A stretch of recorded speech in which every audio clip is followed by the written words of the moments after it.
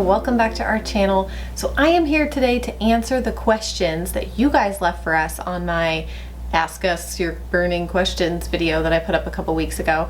I'm really sorry that it took us so long to get to these, and I'm really sorry that I'm here answering them by myself without my husband. But it's very difficult for us to find time to sit down and film something together, so I figured better I answer them than they not get answered at all. There were a ton of questions, you guys, hundreds of questions.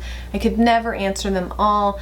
I literally just scrolled to the very bottom of the page so I could start with the first comments, and I'm going to try to just kind of go up from there.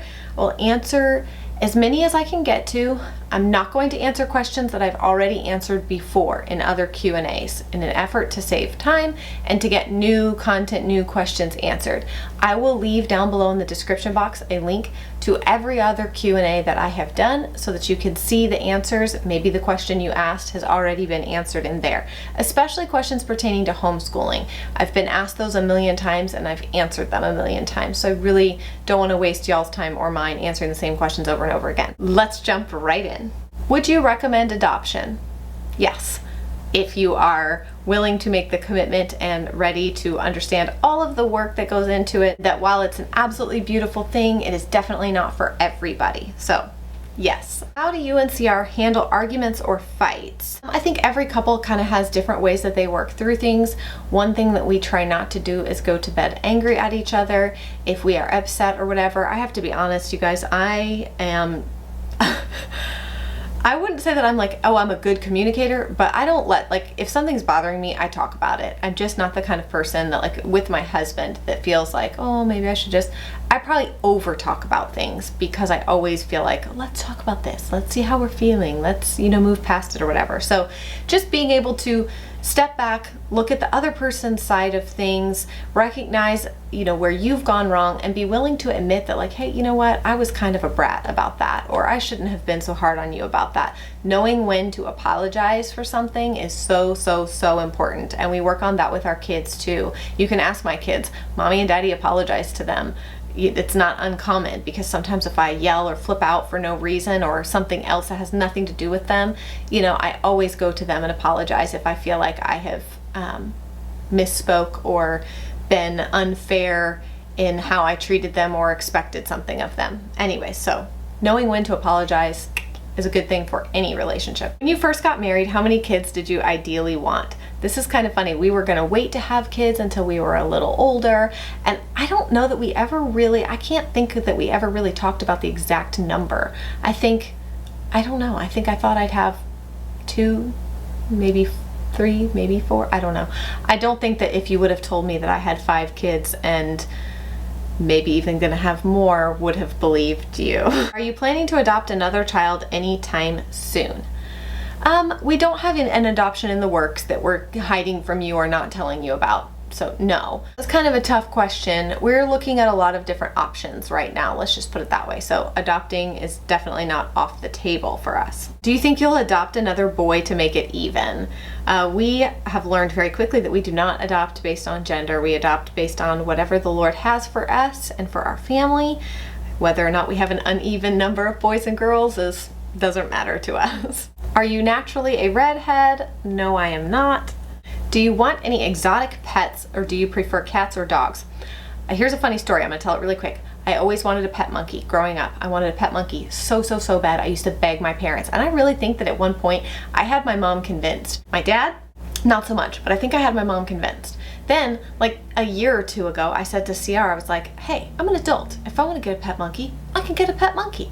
So I actually spent 30 seconds and looked into it, and Kennedy was like, Mom, there's a show on Netflix called My Baby Monkey or something like that. I watched it and was crying. I felt so sorry for the monkeys being taken away from their moms as babies just to give to people as pets. It broke my heart, and I was like, I'll never adopt a monkey. And then also we had an experience. We went to this place called Tiger World here in North Carolina. They have monkeys there that have been rescued, and they have one in particular that was rescued out of a home.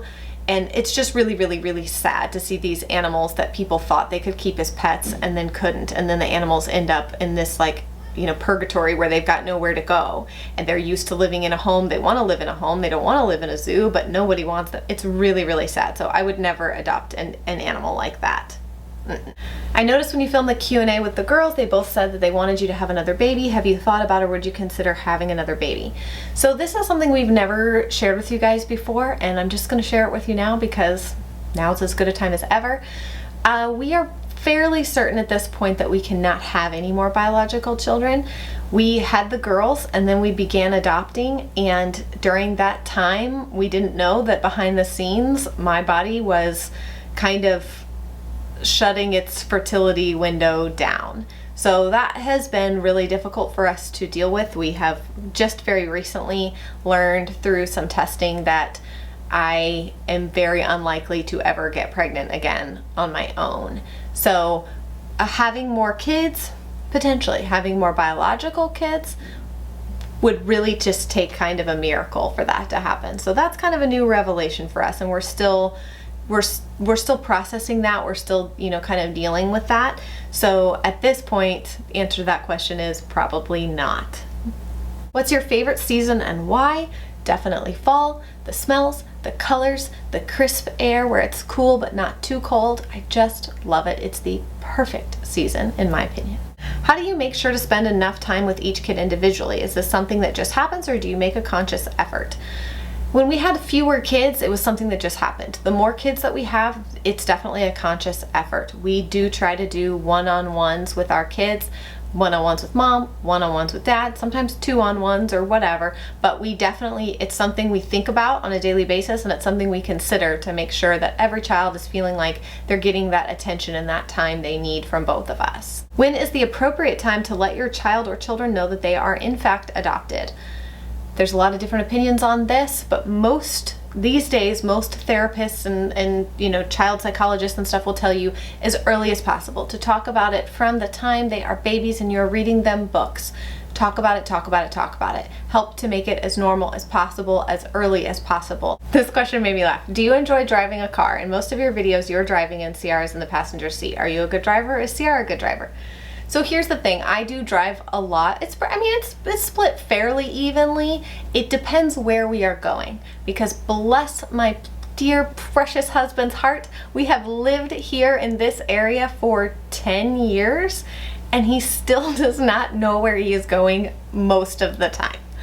And it ends up causing like little arguments between us in the car if I'm like, turn here, turn there, and I forget. I feel like I shouldn't have to give you directions. We've been here before. I have a very like photographic memory, and especially when it comes to like directions and stuff, if I've been there before, I can usually get back there again without any directions. That's not how my husband is. So I generally drive if we're going places that he doesn't go to frequently and we do, or places that he's never been, and it just works out better so that we don't argue in the car. But he's a good driver. I'm a good driver. I think I'm a good driver. Okay, so we get asked this question a lot. I've seen it quite a few times, and that is, how would I feel if one of my children came out as lesbian or gay at some point in their adulthood? Like, how would we feel about that? And I find that question, I think it's funny to me and sad all at the same time that people feel like they would need to ask that, because for me, bottom line, I love my children unconditionally.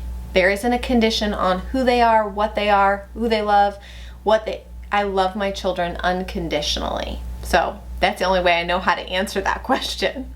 How would you react if in the future one or all of your adopted children wanted to find any possible biological relatives of theirs?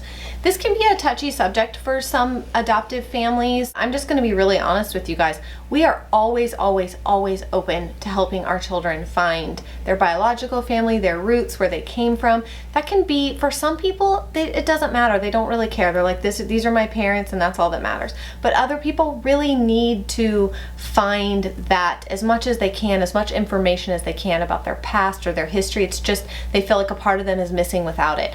And my feelings on it are, we will always, always, always be open to helping our children figure that stuff out and work through it. And I know that for some people it's this fear of like, well, what if they find their biological mother and they love her more than you or want to be with her? Obviously we will do things for our kids and help them at ages that are appropriate. However, I think it's really interesting concept because I read something one time and it completely changed my heart and how I thought about it. And it's that if it's possible for a mother to love more than one child, then it's possible for a child to love more than one mother. Do you like orange juice with pulp? I do not. When I was a kid and we would have orange juice, if my parents got it with pulp, I would always say that the orange juice had fleas in it and I couldn't drink it. My husband, on the other hand, loves orange juice with pulp. This is why we don't have orange juice in the house, because he likes it with pulp, I like it without, so we just don't buy it. Okay, I also want to give a little shout out in this video. Olivia, girl, we love you. We talk about you all the time. We have like this running joke in our house because we feel so bad that we cannot answer all of you guys' questions. Like, we wish that we could get back and reply to every comment, but we just can't. We don't have the time to do that. But Olivia, I don't know who you are. It's not like I know her, but she answers you guys and responds to your questions for us all the time, and she's always right. Even when, you guys are asking something that's maybe a little more opinion based, and she's like saying, well, I think that maybe Angela feels this. You're always right, Olivia. You're always right. So we love you. We appreciate you. We're so grateful that you respond to people and help us because, like I said, we feel so bad that we can't, but like, you, Olivia, you are a celebrity in our house for helping us and responding to questions for us. So guys, if you're lucky enough to have Olivia answer your question, then you can pretty much guarantee that whatever she's telling you is right. How do you feel about fostering? We would love to foster. The state we currently live in, we cannot. They have a rule about how many kids you can have in order to foster, and I think it's 4. So we cannot foster, sadly, in this state. If we ever move out of this state into another one, then we would absolutely consider fostering. We think fostering is an awesome, awesome thing, and we really wish that we could do it, but right now it's just not possible. Oh, I like this question. Top misconceptions about Down syndrome that you could debunk for us. I think that, first of all, people have these assumptions that if someone is born with Down syndrome, that they're never going to have a job, they're not going to be well educated, they can never get married, they kind of think of them like worst case scenario. And if you guys have had the opportunity to watch the show on A&E called Born This Way, I absolutely love that show. I love that show. And we have just the same expectations and hopes and things for Rosie that we do for our other kids. Her life doesn't have to look that much different. And I just think that that is like the #1 message that people with Down syndrome really try to help everyone see, is that they are more like you than they are different from you. That's really important. And the other myth that I think I hear a lot is that people think that people with Down syndrome are always happy, right? If you have Down syndrome, oh, people with Down syndrome, they're always happy. That's not true. Rosie feels every emotion that my other kids feel. She can be just as sassy and sad, and she goes through all the same emotions that the other kids do. Do people ever stop to ask questions about your family in public? If so, are they positive or invasive? Yes, people ask us questions, and they are both. Sometimes they are very positive and sweet, and sometimes they are very invasive and rude. So that stinks. I wish people didn't do that, but they do. Why do you smack your lips and say Well, I don't think I noticed that I smack my lips, but I say because it's my filler word. Everyone has a filler word. And I've even started noticing, since some of you guys are so mean about how often I say I've started paying attention to other vloggers. Everyone has a filler word. For some people it's so, and other people say and. Mine just happens to be okay. If you could go anywhere or live anywhere in the world for a month, where would you go and why? I would really, really like to go to Ireland. That's my roots, is that I'm Irish, and I would really like to go to Ireland. I think it looks like a beautiful place, and I'd just really like to go there and visit and try it out. Last question, will you do a video about JJ's adoption? The answer to that is that yes, I am going to do a video for his adoption. We have a video for Rosie, we have a video for Noah, and I want to do one for Jonah too, in the same spirit of, like I talked about in Noah's video. I'm not going to talk about personal details of how he came to need a second family and that kind of thing. I'm just going to talk about our journey, what we did, what led us to him, and just kind of bringing him home and everything. Hoping to get that video filmed and up this month in November. So yes, a video for Jonah's adoption is coming. Okay, you guys, I'm really sorry again that I couldn't answer every single question. Maybe one of these days we'll do like a live thing on YouTube, you know, one of those. I don't know how to do that, but maybe one of these days we'll do one of those so we can try to answer more. But I hope you guys enjoyed this. I hope you got some of your questions answered. And like I said, be sure to go down below into the description box, check out the other Q&As. I might have already answered your question in one of those. So thank you guys so much for watching, and we will see you guys again soon. Bye.